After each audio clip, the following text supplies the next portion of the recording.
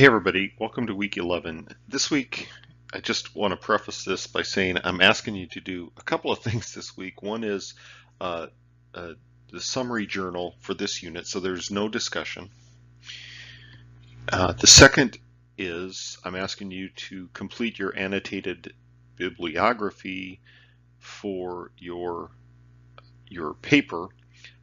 You really should be far enough along by this time to be able to write an annotated bibliography. And on that, what I want to say is I fully expect that you may have other sources that you will locate between now and the time the paper is due, and that's all right. And it might be that in producing your final paper, you decide not to use one or more of the sources that you list in this annotated bibliography now, and that's okay as well. But what I'm really trying to get a feel for is that you've made progress in looking at the literature on the topic that you're writing about. So on the annotated bibliography, there's some good guidance in the Purdue OWL, which is a good writing source anyway, which I've referred to, I think, in the past. And I'd also say that the annotation, that is the description of the work, really needn't be more than about a 8 or 9 sentence paragraph. Might not even be that long, but really a paragraph for each annotation. In other words, you don't need to write a book review on each source. I'm not looking for 2 pages on each annotation, but I am trying to get a good idea of why you're using that source and how it's going to help your paper. So let me move on then to this idea of performance management, which we're talking about this week. So in my mind, no talk that involves the terms performance management and motivation would be complete without a scene from one of my favorite movies, Office Space. So let me see if I can make this work, embed it into the presentation. Otherwise, I actually gave you the link on Canvas. So let me click on this link.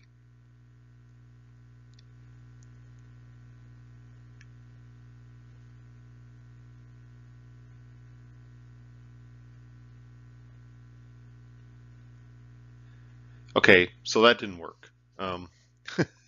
Great. But here's what I'd like you to do. I'd like you to watch this link, and this is, if you've seen the movie Office Space, you kind of know what it's like, what it's about. It's about this company called Initech in the late 1990s, preparing for what was termed at the time the Y2K crisis, and about an employee named Peter who's extremely undermotivated. And this is Peter's meeting with the 2 consultants who have been hired by Initech to evaluate employees and do a series of layoffs. Okay, so take the time, if you didn't do that, actually take the time from this, put this on pause, go to that link which I gave you on Canvas and watch what Peter has to say to the consultants. So performance evaluation, which is chapter 11 of our text, and or chapter 10 of the text. This is week 11, I guess. So, in strategic context, so we've been beating this dead horse, right? That human resources management is supposed to be strategic, and it is. So performance management actually serves some strategic purposes, and you can see these various points here that are served by strategic management. So it does a lot of things, really, if it's done right. If performance evaluation is done correctly, it does a lot of things for the organization, and it does things for the employee that you're talking about. So the biggest thing that it does in context of strategy is it lets the organization know, it gives information to the organization for them to actually realize whether or not the particular employee and the position actually fits into the overall strategy, and if that's not the case, then to make adjustments. It really provides that same kind of information to the employee as well. which is, does this job really fit into my plans, and what kind of adjustments can I make? So I said, if it's done right, that's what is provided for both the organization and the person. But it's often not done right, and it's often not done right for a variety of reasons, which have to do with the organization, with the rater, with the ratee. And so often the strategic purposes of performance evaluation are often thwarted, and that's a problem. But so we have to understand that we can't go into performance management half prepared, and that's to me the biggest issue about performance management, that it's often done grudgingly and in kind of a half prepared manner. If we were in a live class right now, I really would take about 30 to 45 minutes for you to all review your personal performance review horror stories. I have some of my own, and I'm quite sure that most of you have that. And since it's around Halloween, it'd be great to have performance review horror stories, because we have all lived this, and probably a lot of us have lived this as both ratees and raters. I have, and so often we feel victimized by performance reviews. We feel victimized as raters. Sometimes raters feel victimized, but ratees certainly feel victimized. And so we end up kind of hurting the purposes of why we're really doing it. We don't have time to do that, obviously, in an online class. It would be fun to do, though. So if you watch the video, one of Peter's famous lines is, it's a problem of motivation. And Peter, of course, opines about, if he works very hard, he sees none of the reward, and he has 8 bosses, so he doesn't know who to answer to. Well, so motivation, right, is this person's desire to work hard, and it includes things related to needs, to values, to motives, to incentives, to objectives, and to goals. And so we have in the book, it talks about two different kinds of theories of motivation, right? Content or needs theories and process theories. So I think you're really familiar with a lot of the content theories. We all are. And if you didn't see these in 80/90, I'd be surprised. So we talk about, the hierarchy of needs from Maslow, the Alderfer theories of needs, where Alderfer talks about existence, relatedness, and growth. Those are human needs, right? Maslow has these 5 kind of pyramid layers of human needs. The ERG theory talks about existence, relatedness, and growth. Those are needs that we have. McClellan talks about the needs for achievement, power, and affiliation. And Hertzberg talks about these hygiene needs, right? So there's the motivators and there's the hygienes. And so these are all human needs. And I think really that the beauty of all these theories, which were all really well researched, is that we can actually relate to these. These all sort of ring true to us just from the standpoint of our own human existence. We can all really relate to these and understand that we have these needs, and understand when on a job those needs are being met or not met. And we may attribute that to the job. We might attribute it to ourselves or our relationships or any other things. But we understand, I think, that as humans we're complicated, but we do have needs. And then, of course, there's the process theories of motivation, which, again, I know you've seen all these: expectancy theory, equity theory, and goal setting theory, and I'm sure you talked about them in 80/90. But really, these talk about our cognitive processes, right? That's why they're called process theories, how the human mind processes things in a cognitive sense, right? And so how that cognition relates to what we do, right? So expectancy theory has to do with you form expectancy about what your effort will bring about. And so you exert various degrees of effort based on that expectancy. Equity theory really talks about you processing kind of your sense of fairness, and that's a value judgment that you've grown to really internalize, but you process your sense of fairness and equity, and you apply that again to effort, and that operates vis-a-vis other people, right?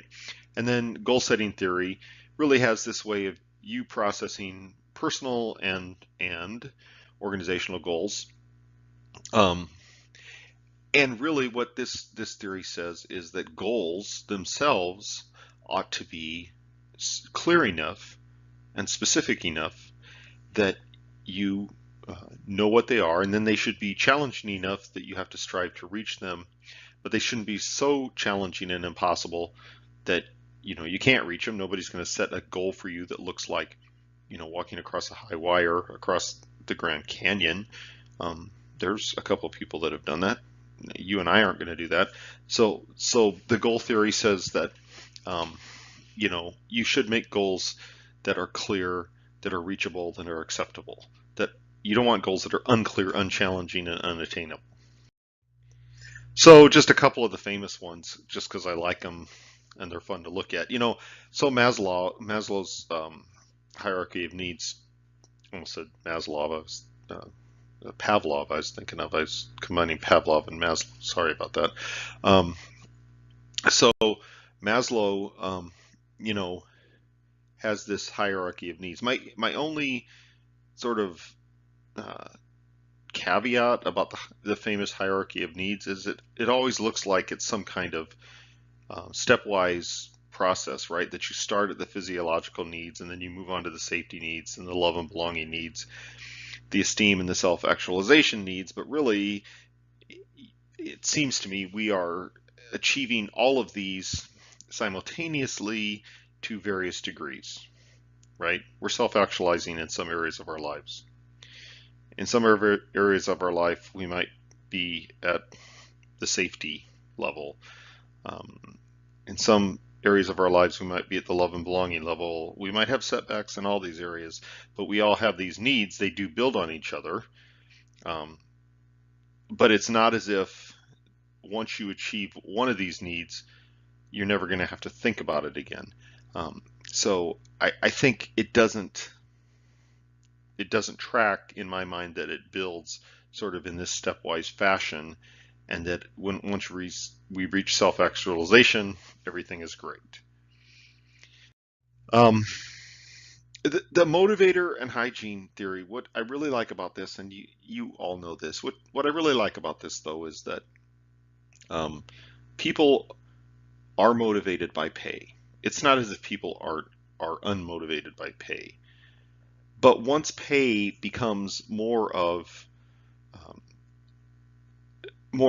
an assured thing, they actually are motivated by other factors on the job in particular, which have to do with the sense of achievement and personal growth and recognition. The dark side of what I think is the motivator hygiene theory is that organizations can say, well, you're not really motivated by pay. I'm just going to make the job really, really fun to be at, and then I won't have to worry about pay. But that really doesn't work out in practice, does it? So the idea is that humans, again, are complicated people, and we have different needs that really all work together sometimes. So, but what's the problem? Getting back to performance appraisal, the problem is that once again, like everything else we've talked about in this class, is we're trying to connect some various sets of strategic needs, right? So we have this idea that the organization has some strategy overall that it's trying to accomplish, and it's trying to do that through the prudent use of its resources, including human resources. So think of it in this idea of a logic model. You have your strategy, and then you insert inputs, then you have activities, and then you have outputs and outcomes, right? So the organization can accomplish its strategy that way, and one of the inputs is human resources. But the strategy might or might not be well articulated, as we know from looking at strategic planning literature, that organizations don't always do a really great job of articulating their strategy and what it is they're trying to do. And of course, getting back to the movie Office Space, kind of in my mind the quintessential movie about organizational dysfunction. That organization didn't have a very good strategy. It didn't know how to actuate its strategy, and it certainly didn't know how to employ its human resources. But then again, the human resources strategy itself, even if an organization has a pretty sound strategy, the organization itself might not be using the human resources strategy very well, right? So those two things are supposed to integrate, and that's what we've been talking about, that you should have a human resources strategy that integrates with your overall strategy. But then the fourth point is that the humans involved also have strategies, which might be conscious, might be subconscious, they might be both.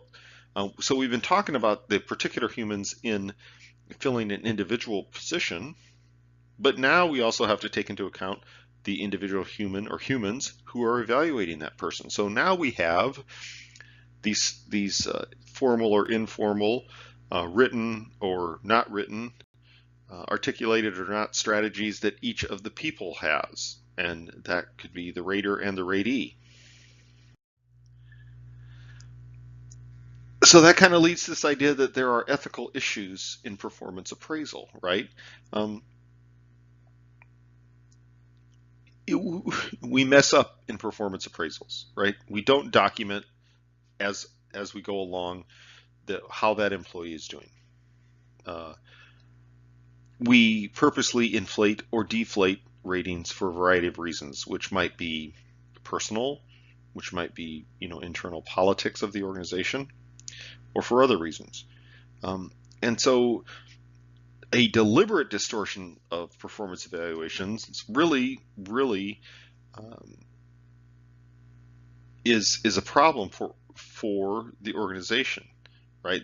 That means that the organization uses performance appraisals to judge the person, but they also, if they want to do it in an ethical way, they actually have to hold the raters accountable as well. So really, if you are doing performance appraisals in an unethical manner, it really calls into question the validity of the appraisals and the purpose that they're being done for. So what that means is that this says ratee and rater training as I read it here, but really what I'm saying here is that we need familiarity with the system in use. I mean, it should not be a surprise for a ratee to know what the performance evaluation system looks like. To obsess and fret for a week that your performance review is coming up, only to get in there and the system used is completely unfamiliar to you, I would call that unethical. It is incumbent on an organization to train ratees so they understand how the system is used and what the expectations are. It is incumbent upon the organization to train raters so that they understand how to use the performance evaluation system and how to give feedback and how to remove their own personal biases from the process, right? So again, depending on your organization, training might be conducted, in a variety of platforms, as we talked about in previous weeks. Of course, the problem is, again, the size of the organization and just the overall capacity of the organization might play into how well you can train people on this particular aspect of human resources management. And so you do have to develop a performance evaluation program. I did, again, I told you this, I worked in the federal government, where I happened to work in the military. We had basically at least two different appraisal systems, one for the military, one for our civilian employees. The civilian employee one ties performance with pay. It is famously problematic and full of some of the problems with performance appraisals rate systems, like averaging everybody in the same lump and giving everybody a bonus, so that you don't anger some people. And various attempts have been made over years to improve that system. At the state and local level, sometimes it's subject to collective bargaining systems. So particularly for public safety kinds of employees, the performance appraisal system might be affected by that. And then we have nonprofits. And again, this is what I'm talking about when we talk about the capacity of the organization, right? So your nonprofit that you started and you hired, 3 committed people to work with you, you probably don't have the capacity to have a formalized performance appraisal system. So what are you going to do? And that is a real issue in nonprofits. So we have these common rating errors, right? And you can see the whole list there. I'm not going to talk about every one specifically, but we do have errors where, actually, tell you the truth, these are the errors that instructors make when it comes to grading, right? And you probably know that as well. We have the halo effect. Well, that is just what it sounds like. We make a person an angel. A person might be excellent in one quality, very excellent, and so that makes a halo on them whereby they can do no wrong and they're excellent everywhere else. We have a central tendency rating, right? Everybody's average. So if everybody's average, nobody's exceptional, nobody's really poor. We have leniency. We have latest behavior and an initial impression, which are actually very important because they speak to, the way we relate as humans. Latest behavior means that a person is rated on everything they've done in the last part of the rating period, so over the last month or whatever. And actually, if you think of that from a cynical standpoint, then a ratee could probably game that system. And the initial impression is just the opposite, especially if you have a rater who doesn't have time or the interest in documenting everything that an employee does during the appraisal period. They might just go based on the really great initial impression that person gave when they were hired, or the poor initial impression. But either way, it's a problem. And so we get into this this idea of who should rate, and a lot of different ways have been tried, including that second bullet, 360-degree evaluations. This is where I would love to have a live class and hear some horror stories, or they might be good stories too, if anybody's been involved in 360-degree evaluations where you're rated not only by your supervisor, but also by coworkers, by clients, by other professionals, and by subordinates. There's an interesting article, I provide the link there, which you can go to, that talks about some of the pros and cons of 360-degree evaluations. But we do have classically supervisors rating you. We also have subordinate evaluations. Actually, again, in higher education, we use course evals. Actually, and just a pitch for course evals, the university wants you to fill out course evals because actually they are anonymous. They are completely anonymous, but they do provide a basis for the university to evaluate how professors are doing. And then finally, self-appraisal. Actually, self-appraisal, I think, is a great idea because it does help clarify expectations. If it's used honestly, an employee can rate themselves based on criteria, based on a framework that is known, and if they do it honestly, it does actually provide the basis for improvement, and maybe even improvement in the organization. And that's how a self-appraisal system should be used. This slide here, I put this in here because it's off the subject in a sense, but some of you might be going into city management or want to be executive directors of nonprofits, and I hope so, because that's why you're getting a Master of Public Administration degree. But the issue is that I think evaluations of executives is a matter of confidence, which means whoever your board is, whoever has the authority to give you raises or hire you or fire you has to have confidence in you. And so the evaluation of executives is, for better or worse, often quite subjective. And so city councils might be looking at a number of factors that have to do with evaluating the performance of a city administrator or city manager. So I would suspect, and you can talk to Dr. Blair on this, about the average tenure of city administrators. Last time I looked, it's around 5 or 6 years. It might have something to do with the fact that the council and the city administrator themselves, have a mutual agreement to quit having confidence in each other. So it is a matter of confidence, and it is a subjective process. And I suspect the same really applies to executives in nonprofits.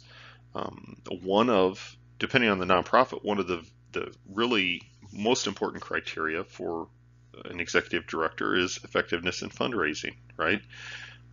Often in nonprofits,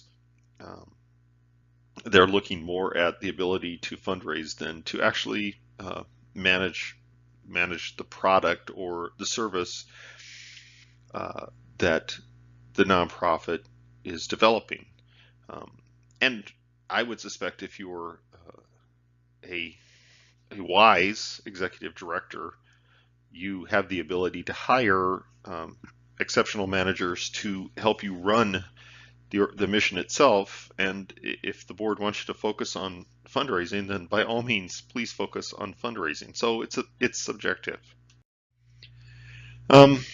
Just a little pitch about documentation, and this goes back to the slide I posted about ethics. If you're a supervisor, in one sense, it's really unethical to not document what your employees are doing, and everybody's busy. But you should also rely on your employees to document as well what they are doing. And really, in my mind, it's a sign of respect if both the ratee and the rater are asked to document what's going on with the employee during a given appraisal period. And it's also, I think, ethical to at least provide some kinds of informal feedback during the appraisal period. Is it always done? I think not. But I think this is actually the way that a decent performance appraisal system is enhanced. So this is how a performance evaluation review is supposed to work.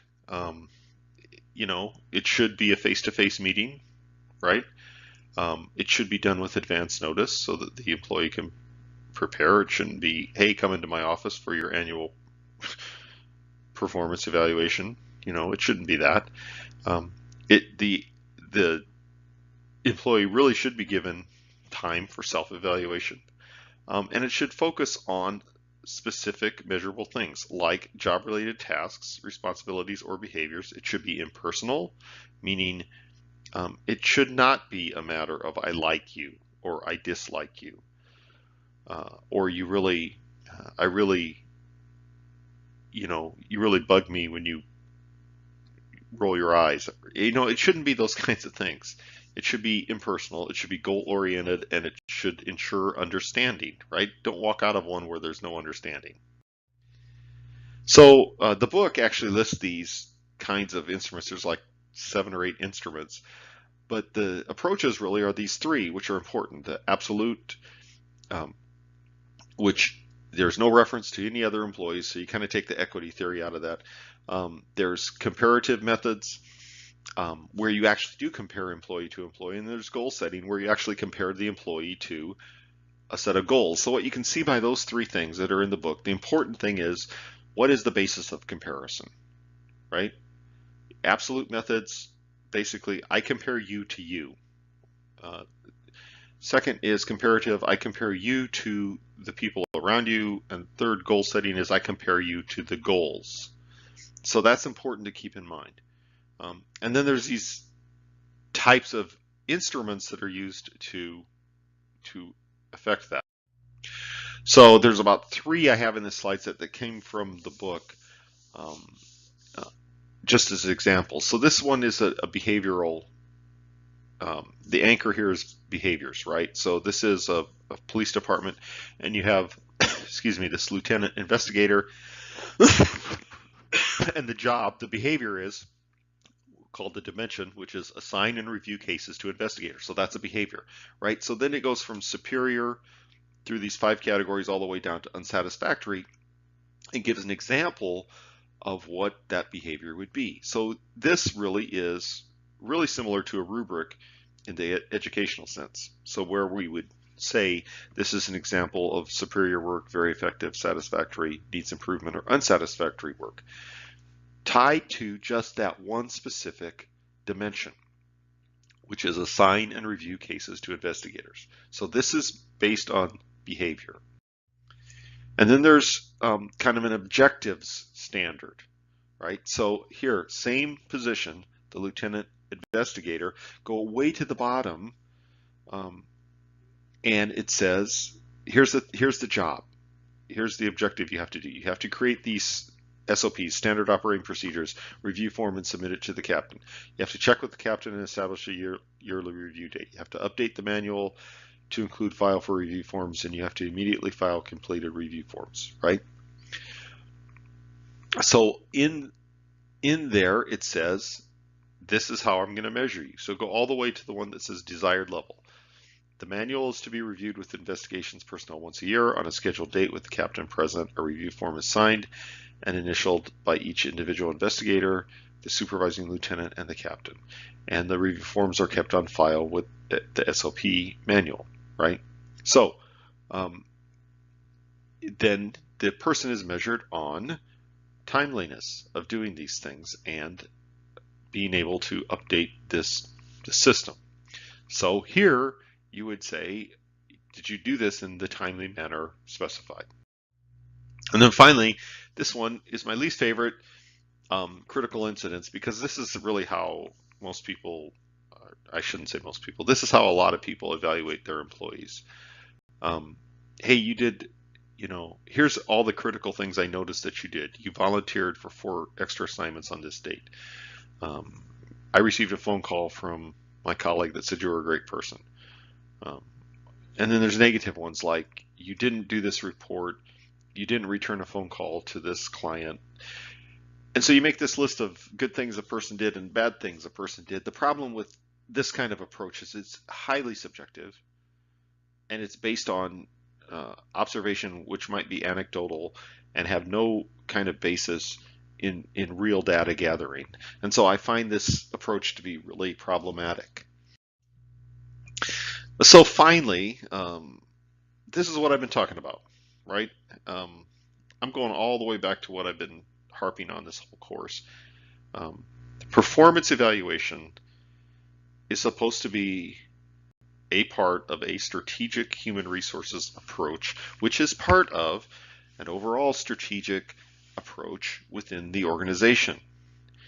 And so the importance of this is that when we commit these errors in a performance evaluation system, when we make it highly subjective, when we make it personal, not impersonal, when raters fail to really understand what it is their ratees are doing, when ratees themselves fail to understand what it is they're doing and engage in any kind of realistic self-appraisal, then I think we run a good chance of putting a chip in the armor of the strategic human resources management strategy. So that's why this is important. In your journal for this week, again, no discussion. What I've asked you to do is talk about an appraisal system that you might design for a nonprofit. So that's the writing project for this week, along with the annotated bibliography, which I'm confident you can complete given that you have already been researching your paper. And I look forward to reading and grading both of those things. Thank you.